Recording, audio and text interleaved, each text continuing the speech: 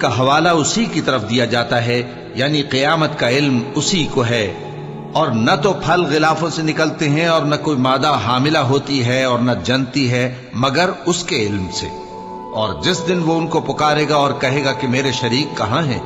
تو وہ کہیں گے کہ ہم تجھ سے عرض کرتے ہیں کہ ہم میں سے کسی کو ان کی خبر ہی نہیں، اور جن کو پہلے وہ اللہ کے سوا پکارا کرتے تھے سب ان سے گم ہو جائیں گے،